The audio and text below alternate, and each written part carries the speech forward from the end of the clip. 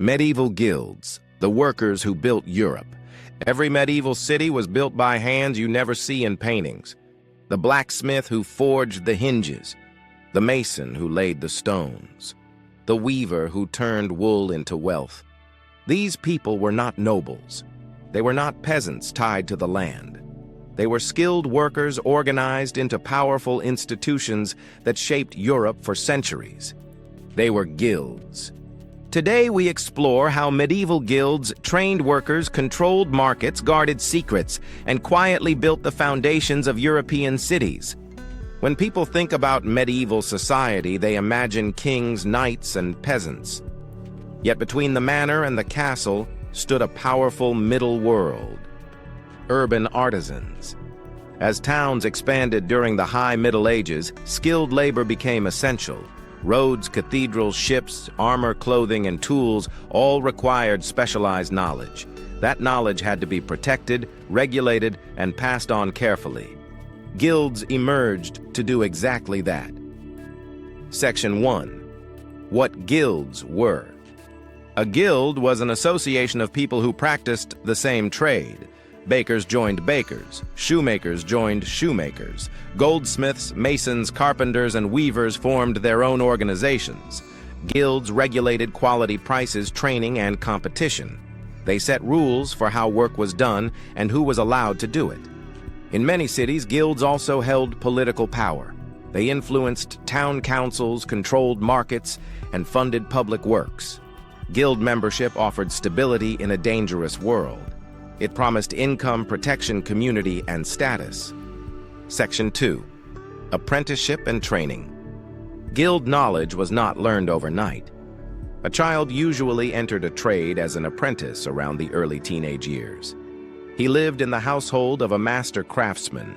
He worked long hours and received food, lodging, and training instead of wages. Apprenticeships could last many years.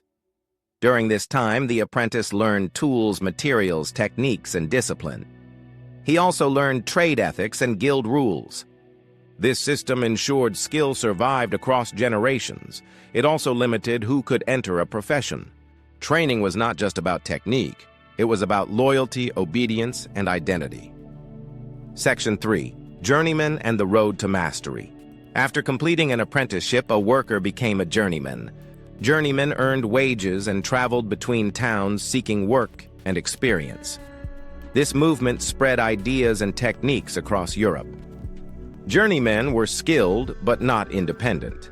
They worked under masters and followed guild rules. To become a master, a journeyman had to prove exceptional skill. This often required producing a masterpiece that demonstrated technical excellence and artistic control. Guild approval was not guaranteed. Advancement could be slow, expensive, and competitive. Section 4. Guild monopolies and market control. Guilds tightly controlled production. Only members could legally sell certain goods within a town. Prices were regulated. Quality standards were enforced. Outsiders were excluded.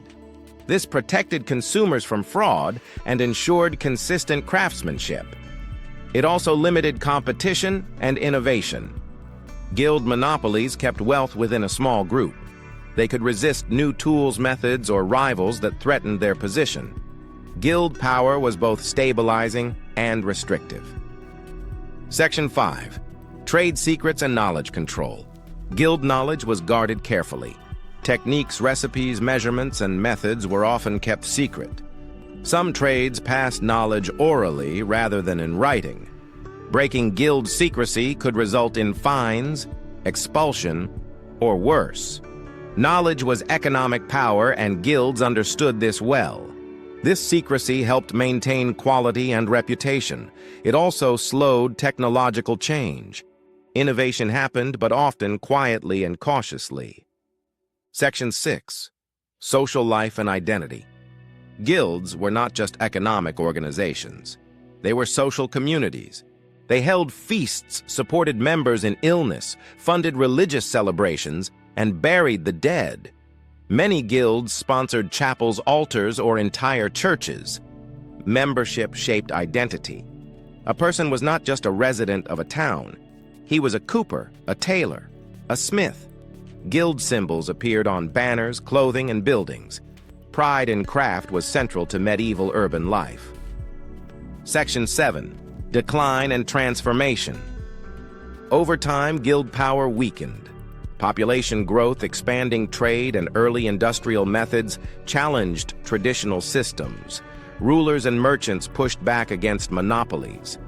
By the early modern period, many guilds lost influence or transformed into professional associations. Yet their legacy remains. Guilds created standards, training systems, and professional identity that still shape modern labor. Conclusion. Medieval guilds were not perfect. They protected skill while restricting access. They preserved quality while resisting change. But they trained generations of workers. They built towns into cities. They turned knowledge into identity and labor into pride. Behind every stone wall, iron hinge, and woven cloth stood guild hands shaping Europe one craft at a time. If you enjoyed this deeper look into medieval life, like the video, subscribe to TorchLit History, and share your thoughts in the comments below. Because medieval history was not built by legends. It was built by people,